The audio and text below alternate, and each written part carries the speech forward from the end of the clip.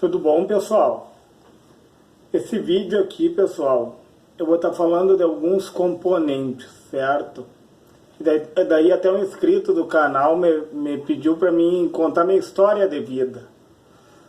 Ó, eu comecei a estudar eletrônica, pessoal. Eu não sei se vocês lembram aquela época que vinha pelos correios os livrinhos da Padre Hells.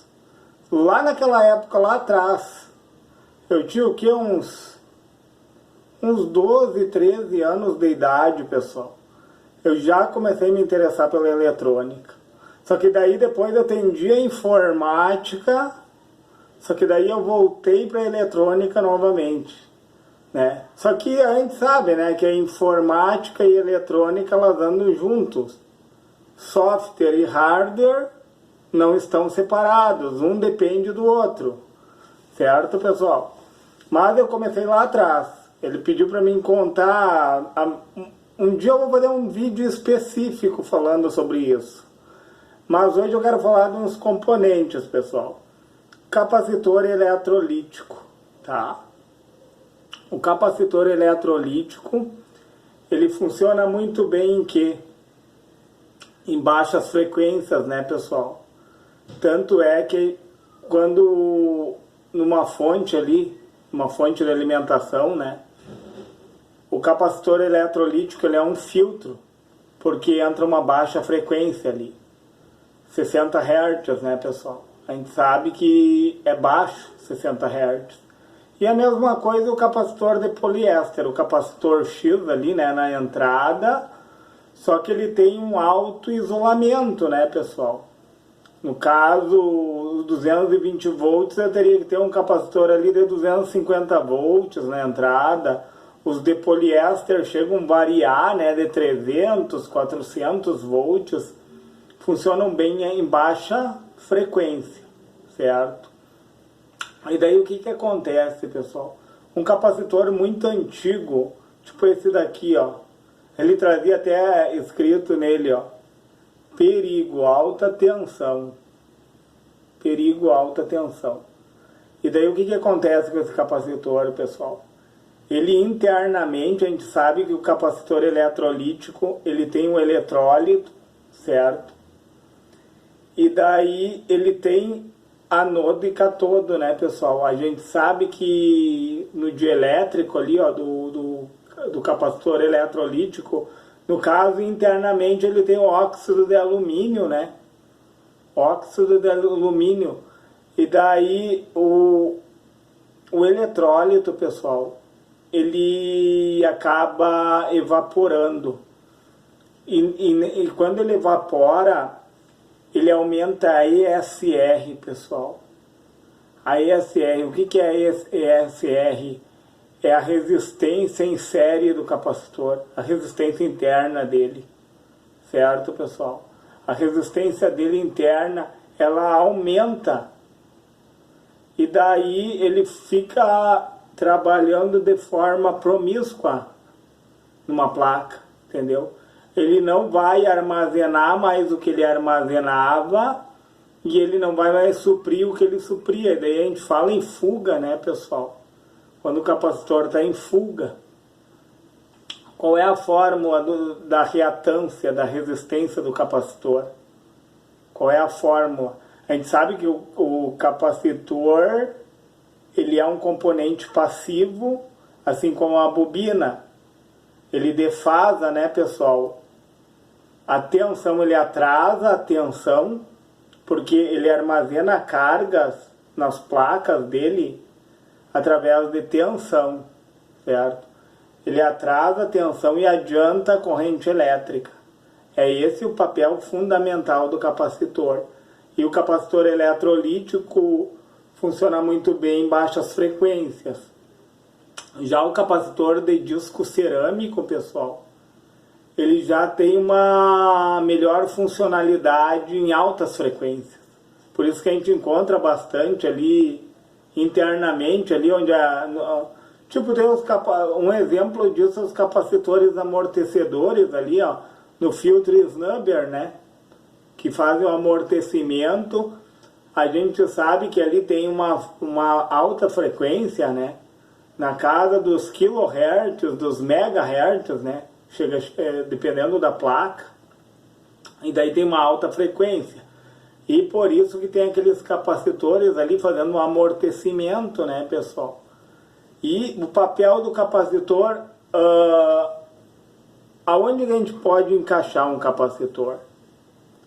Na ressonância, entre uma bobina e um capacitor, se tu quer uma certa frequência, tipo na entrada ali de uma válvula, né, pessoal? A gente coleta ali da antena várias frequências de rádio, né, pessoal? E daí normalmente é colocado um capacitor e uma bobina para ressonar, para te conseguir determinada frequência que tu queira, certo? Através dessa é uma das aplicações do capacitor. A outra, ele serve como filtro, né? A gente sabe que num circuito ali, vamos dizer, num amplificador, o capacitor, ele funciona como uma chave aberta para reter a corrente contínua ali nos transistores, certo? E funciona como um curto para passar o áudio, né? Que daí que seria uma corrente alternada, né? Daí o funcionamento dele é como um curto-circuito. E nesse papel, né, de reter a corrente contínua, a gente sabe que ele está funcionando como um bloqueio também, né, pessoal? Outra coisa, ele acopla os estágios, né? Ele acopla um lado ao outro da placa, né? Como nós tínhamos visto ali, ele faz o acoplamento. Ele acopla um lado ao outro e não deixa um lado interferir no outro. Ele faz o desacoplamento. No caso dos capacitores Y, né? Os capacitores Y já suportam altas frequências, são de disco cerâmico alguns, né? E daí na casa do radiofrequência, né, pessoal? As radiofrequências que vêm externas ou internas, provocadas pelo próprio circuito, o capacitor Y, ele se encarrega de fazer o desacoplamento, né, para o terra. Por quê? Por que o capacitor faz tudo isso? Né? Para que ele é eu digo assim, ó, é dos elementos mais importantes que tem numa placa, é um capacitor. Ele serve como armazenamento também, né? A gente sabe que ele tanto armazena cargas, tá? Ele vai armazenar, como ele vai absorver, né? Ele absorve na falta. Vamos supor que tenha os vales ali, seja a falta de água nos vales, né? Na falta, quem supre é o capacitor, né? Quando para de conduzir, o capacitor continua dando suprimento para a placa, continua abastecendo aquele vale. E os excessos ele retém. Por que, pessoal, que ele retém os excessos? O capacitor que serve como amortecedor, que ele tem uma capacitância maior, tipo as tensões de pico lá, né? Ele vai amortecer, ele vai absorver, né, o excesso. Olha só, ele absorve o excesso, certo? Que legal saber disso, né? Que o capacitor com uma alta, quando o capacitor tem uma alta capacitância, ele trabalha para as tensões maiores de pico. Vamos dizer que um capacitor de 1 nanofarad, 1 picofarad, uma capacitância muito baixa, aí ele trabalha para os picos de tensão menor. Olha que interessante isso, pessoal. Olha quanta coisa que faz o capacitor. Então, ele trabalha em ressonância, ele trabalha em filtro, em circuito tanque, né? Que, como eu falei, ele preenche os vales depois. Ele faz bloqueio, ele acopla estágio, legal isso. Ele faz desacoplamento e armazenamento. Olha só que interessante, né, pessoal? E daí, o que mais, pessoal? Uma coisa assim também do eletrolítico é que ele degrada a funcionalidade dele, pessoal, porque ele tem sensibilidade à temperatura. Então ele deixa de armazenar o que ele armazenava devido à temperatura. A temperatura influencia, entendeu? Então tem tudo isso num circuito que a gente tem que pensar assim. Tudo envolve o todo, né? Montar um circuito não é apenas ir largando peças ali. Então existe um raciocínio lógico, por isso que a gente tem que entender o comportamento de cada componente para poder colocar ele exatamente aonde ele precisa estar. Certo, pessoal? E qual é a fórmula do capacitor? Da reatância capacitiva. É o número 1 dividido por 2π vezes a frequência vezes a capacitância. Certo, pessoal? E daí, como eu falei, quanto maior a capacitância do capacitor, menor a resistência que ele vai apresentar. Por isso que lá uma capacitância muito alta, ele vai amortecer as tensões mais altas, né, pessoal? Certo? Uma capacitância maior é para quê? É para nas tensões de pico ali ele absorver o pico de tensão. E não atingir lá o circuito integrado lá que está lá na frente, né, pessoal? Ou alguma junção, né? Seria esse mais ou menos o papel. E frequência também, né, pessoal? Quanto mais frequência, menor a resistência. Tudo que vai dividir o número 1 que está em cima da fórmula, tudo que aumenta embaixo da fórmula, diminui o número de cima, diminui a resistência. XC, reatância capacitiva, né, pessoal? É 1 sobre 2π vezes frequência vezes capacitância, certo? Então, o que acontece? Se eu aumento a frequência que está embaixo, eu diminuo a resistência do capacitor. Ele vai ter menos resistência, tá?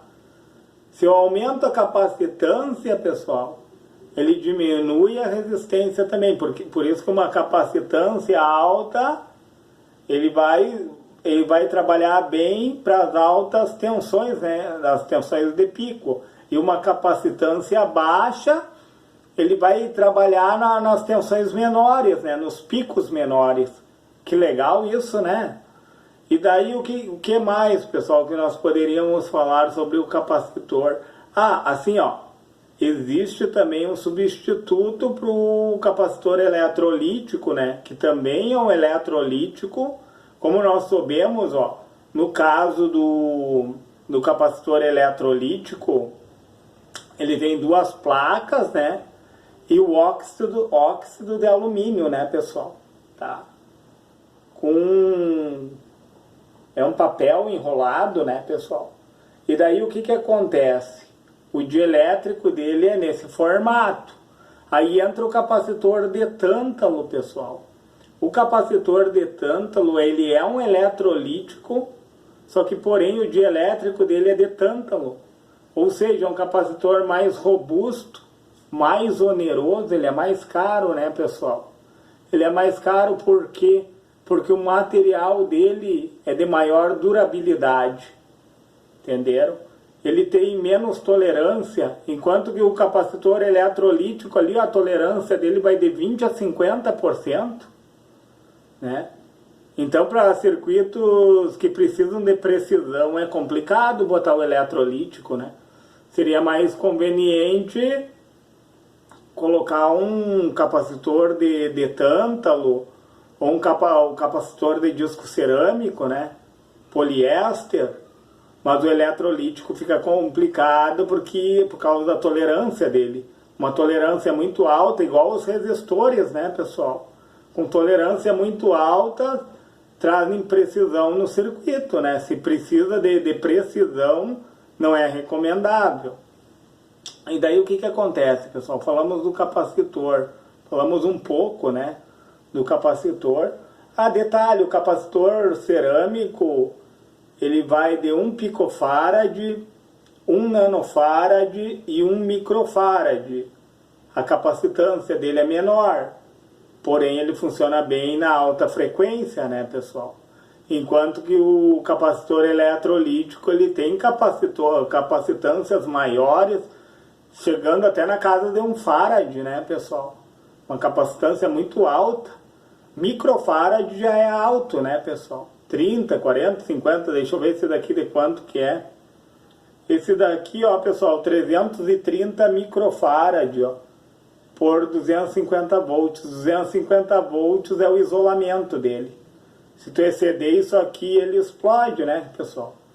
Queima, sai fumaça e daí até quando um capacitor eletrolítico ele explode, a gente se apavora. Normalmente as pessoas acham que queimou tudo os componentes ali, porque a tendência é esfumaçar o ambiente, né?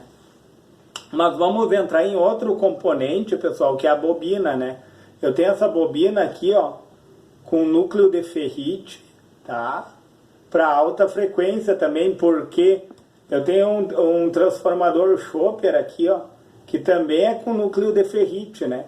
O núcleo de ferrite no transformador é um material que ele funciona muito bem nas altas frequências, porque ele retém mais o campo eletromagnético, né? Que interessante, né? E daí a bobina a gente sabe, né? Como que funciona a bobina?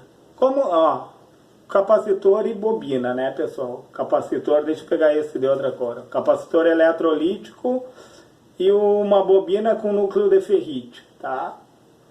O capacitor, ele é um curto-circuito para corrente alternada, tá? Qualquer corrente alternada, o capacitor ele vai funcionar como um curto, tá? E na corrente contínua, depois que ele se carregar, ele funciona como uma chave aberta, tá? A bobina, pessoal, a bobina é na contramão. A bobina para corrente alternada, ela é uma chave aberta, tá? E na corrente contínua, ela funciona como um curto-circuito. Muitas vezes a gente vai olhar uma placa ali, ó, ao invés de ter uma bobina, tem apenas um fiozinho ali, tu vê que tem o L de lens, né? Que é de indutor, de bobina, e tem apenas um fio ali, porque aquele fio ali já está substituindo a bobina, porque ela funciona como um curto na corrente contínua, certo? E daí até as duas fórmulas vão na contramão uma da outra. A fórmula do capacitor é reatância capacitiva, é 1 sobre 2π vezes frequência vezes capacitância, né? O 1 está sendo dividido.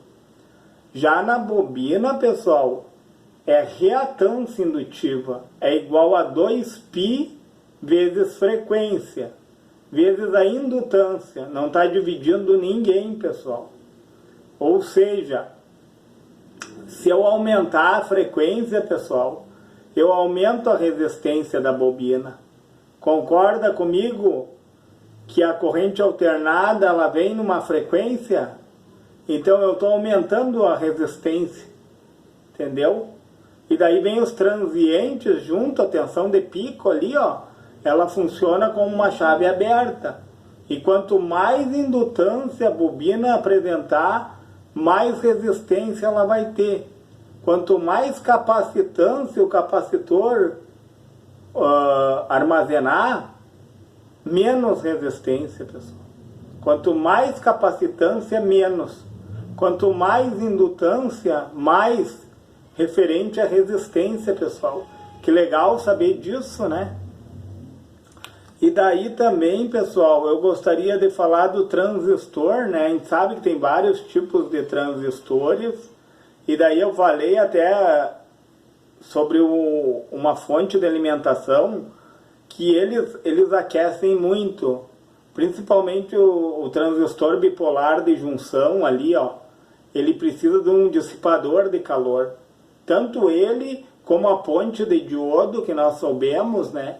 Por que eles precisam, hoje eu falei sobre isso, por que eles precisam de alumínio para dissipar o calor do corpo deles? Porque quanto mais aquecimento, tanto ele aqui, eu tenho ele aqui, um diodo, ó pessoal, um diodo e um transistor, ó, eles são formados de junção. A gente sabe que eles são feitos de silício e o material deles é dopado. Por exemplo, tem vários tipos de dopagem, né? Eu vou dar um exemplo só aqui, ó. O catodo é o negativo, ele é dopado com fósforo, tá? É o silício com uma dopagem de fósforo. Daí ele fica com excesso de elétrons no catodo. E o anodo, pessoal, é o silício dopado com boro, tá? É um exemplo. Aí ele fica com lacunas de elétrons ali, com a falta de elétrons. Por isso que ele vai conduzir, pessoal, aonde tem a falta, vai adentrar os elétrons, né, pessoal? Então, o anodo é o positivo e o catodo é o negativo, certo? O anodo, então, vai do positivo, ó, com uma tensão. Qual é a tensão de ruptura?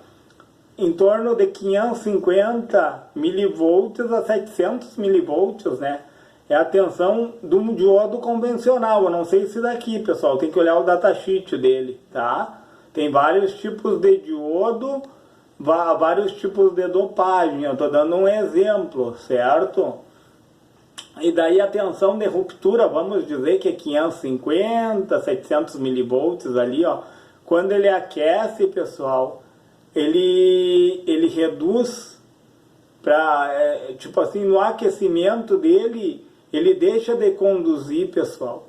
Por isso que nos amplificadores tem que colocar no tipo A, por exemplo, né, que é um TBJ que tem ali, tem que botar bastante alumínio, bastante dissipador de calor, pasta térmica ali, para poder absorver, né, porque senão ele deixa de conduzir. Eu tinha falado, né, que diminui a queda de tensão. Vamos dizer que ele está conduzindo, ele começa a aquecer, vamos dizer que cai ali para os 490 milivolts de queda de tensão. A gente sabe se baixou a queda de tensão, baixou a resistência. Aí aumenta a corrente elétrica. E daí diminui a corrente de repouso que fica ali, ó, garantindo o que a corrente de repouso garante, tipo num amplificador, né? Seria, no caso, a fidelidade dele, pessoal. Por isso que o amplificador de classe A, ele tem uma boa fidelidade, né, pessoal? Ele conduz o tempo todo, porém ele tem muito desperdício, né, que nós sabemos que é perca de... ele ocupa 30%, né, pessoal, da potência ali. 70% como que eu vou dizer para vocês assim, 70% fica ali no circuito, dissipado em forma de calor. É uma energia que tu não aproveita, certo? E depois vem o de tipo B, né, que eles consertaram um pouco isso, colocando 2 transistores, né, que um trata da onda positiva e o outro da negativa, né, pessoal? Diminuindo, então, só que daí entrou aquele problema de crossover, que também resolveram, colocaram diodos ali, a depolarização de base, né? Tanto um diodo para o NPN como para o PNP, né? Daí foram colocados diodos ali para quê? Para suprir aquela lacuna que tinha de 0,7 volts ali, ó, daí o diodo polarizava esse 0,7 para ele continuar conduzindo. E daí tinha resistores ali no caso, na saída base, coletor e emissor, né? O primeiro NPN. No NPN ali tinha um resistor ali e outro no outro emissor, né? Garantindo o que, pessoal? Garantindo a corrente de repouso ali. Um resistor de baixa resistência, tipo 4,7 ohms, tá? 3,3 ohms, uma baixa resistência, para garantir a polarização do que? Da corrente de repouso, tá, pessoal? Para dar uma boa fidelidade. E daí eles conseguiram ali, se eu não me engano, uns 50% na potência, né? Depois entrou classe AB, que conseguiu de 50% a 60%. No caso, o que eu estou falando já é o AB, né, pessoal? Porque o classe B não tinha os diodos de polarização de base, né? O classe AB daí já entrou os diodos. Que legal saber disso, né, pessoal? E daí é interessante, pessoal, nós sabermos o comportamento dos componentes, né? Os componentes eletrônicos na placa. E daí a gente sabe a placa em si, pessoal. A placa em si, a placa não queima. Aqui eu tenho uma plaquinha, ó, pessoal. O material é o fenolite, o material que é feito essa placa aqui, ó. Ela não queima. A gente sabe que pode haver a ruptura de uma trilha ali, de um fio de cobre, né? Que pode haver a ruptura, mas a placa em si ela é de fenolite, não tem queima da placa. Muitas vezes a pessoa diz, queimou a placa, queimou o componente. E daí a nossa missão é descobrir quem é que queimou. Na verdade, quem é que sofreu a avaria na junção, né? Ou muitas vezes abre, tem 3 tipos de avaria, né? Existe o curto-circuito, que daí está curto-circuitado, vai direto para o terra, né, pessoal? Tem o componente aberto, que daí a tua corrente vai chegar até aquele componente, não vai avançar porque não tem DDP, ele está com a junção aberta. E daí, como eu estava falando, o capacitor eletrolítico, pessoal, existe a fuga, né? Existe esse quesito aí da fuga, da evaporação do eletrólito, né? O eletrólito evapora, aumenta a ESR, que é a resistência interna do capacitor. Ele deixa de armazenar o que ele armazenava e ele deixa de suprir aquilo que ele supria, né? Porque o capacitor também é um temporizador, se tu vai olhar, né?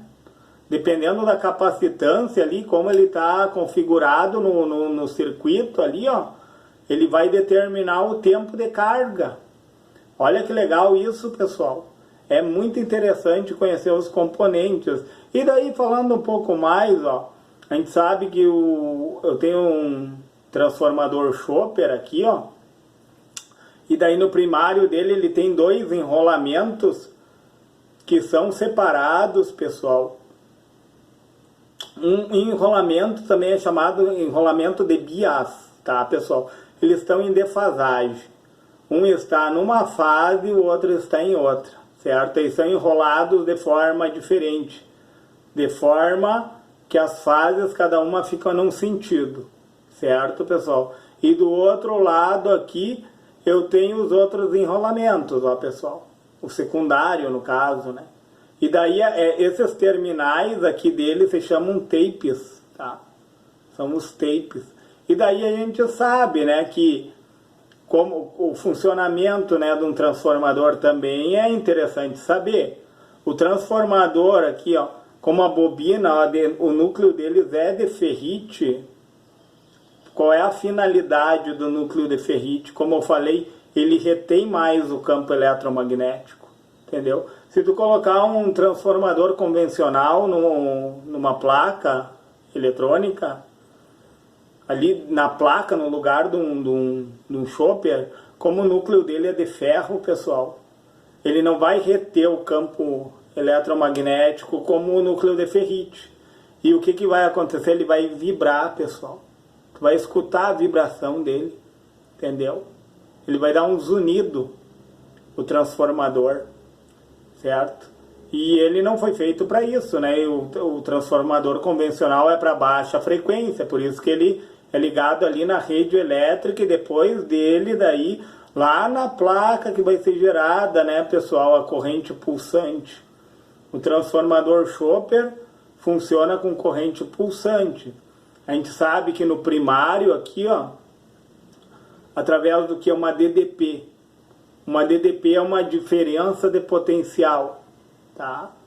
Na diferença de potencial começa a haver a corrente elétrica, a gente sabe, né?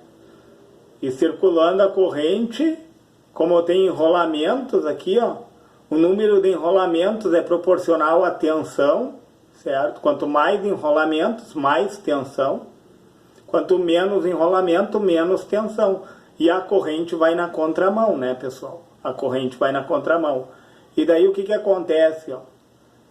Quando dá a força contra a eletromotriz, porque daí tu tem um TBJ ali, ou um transistor MOSFET, vamos dizer, gate, dreno e source. No gate ali, ó, ele está recebendo o pulso PWM. PWM, pessoal, vem de Pulse Width Management. É gerenciamento por largura de pulso, tá? Que tem o duty cycle ali, ó, que através de um feedback que nós soubemos, né, que ele tem ou vai ter um MOSFET assim, ou vai ter um circuito integrado mesmo na saída dele ali, que ele vai estar gerando o que é a corrente pulsante aqui, ó. E nessa corrente pulsante o transistor está funcionando como um chaveador. Quando uma chave liga e desliga, pessoal. Quando ele faz isso aqui, ó, só que é frações de segundos, né, num lapso de tempo. Quando ele faz isso aqui, o campo eletromagnético no primário ele se expande. Existe uma expansão no campo. Só que ele não vai induzir para o secundário. Entenderam? Quando ele faz isso aqui, daí ele fechou o que é DDP. Quando ele abre, pessoal, existe uma força contra a eletromotriz. Que daí existe o colapso desse campo, a redução, né, desse campo. E daí ele vai induzir para o secundário. E quando ele induz para o secundário, daí começa todo o trabalhar, né, pessoal? Normalmente assim, ó, a primeira coisa que ele vai fazer, ele vai conduzir lá no secundário, né? Vai ter um capacitor lá, ó, no secundário, que vai funcionar como um tanque, esse capacitor aqui, ó. Ele vai funcionar como um tanque lá, porque ele vai armazenar cargas, né? Ele é um circuito tanque lá. Só que daí tem um diodo ali, ó, no positivo do secundário, né? Que daí quando ele conduz, carrega o capacitor, depois ele deixa de conduzir. E nesse deixar de conduzir, quem vai suprir a carga é o capacitor. Que legal isso, né, pessoal? Quando a gente olha, a eletrônica é apaixonante, pessoal. Eu não estou contando a história da minha vida, porque eu acho interessante falar sobre os componentes. Mas eu quero dizer para vocês assim, ó, que desde criança, pessoal, eu sempre gostei de eletrônica e sempre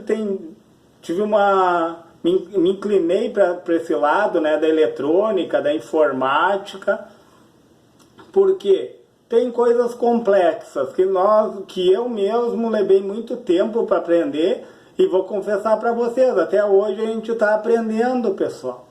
A gente nunca sabe tudo, né? Eu digo assim, eu comparo a gente como uma fruta, né? Quando a gente sabe tudo, quer dizer que tu já amadureceu, então tu não tem mais nada para aprender. E eu não concordo com isso, que a gente não tem mais nada para aprender, entende?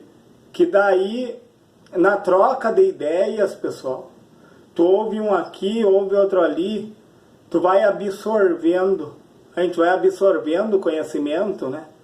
E das vezes até numa explicação, como eu já falei, a gente está entendendo algo ali que estava lá engavetado, certo? A gente vai entendendo a lógica. Eu acho interessante, assim, a gente tem que saber o conceito, né, das coisas, saber a parte teórica. A gente tem que ter a prática, porque é de suma importância, né?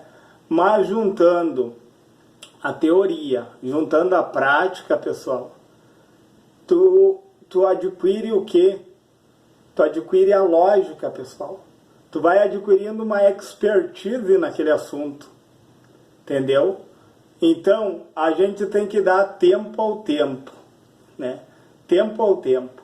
Tem coisas que tu não vai aprender hoje, que tu vai levar alguns dias. Tem coisas que tu vai levar alguns meses. Tem coisas que a gente leva alguns anos. Mas eu digo, pessoal, vale a pena. Pessoal, eu vou ficar por aqui nesse vídeo. Não vou prender mais vocês, certo? Dá um salve aí pro pessoal do canal, agradecer. Pedir desculpa pelas imagens do celular. Eu já configurei o meu celular de vários tipos, só que eu não estou conseguindo uma imagem uma imagem com mais clareza, pessoal. O meu celular, ele não... Como que eu vou dizer assim, ó, ele não tem muita... Não é um celular muito evoluído, pessoal, tá? É um celular mediano, então... Mas eu digo assim, ó, pelo conhecimento vale a pena, pessoal. Se inscreve no meu canal, que vocês não vão se arrepender, tá? O que eu puder passar de conhecimento, eu vou passar. E os comentários também, pessoal, no meu tempo eu vou respondendo ali. Se eu não respondo hoje ou amanhã, pode ter certeza que eu olho sempre os comentários e eu vou responder. Certo, pessoal?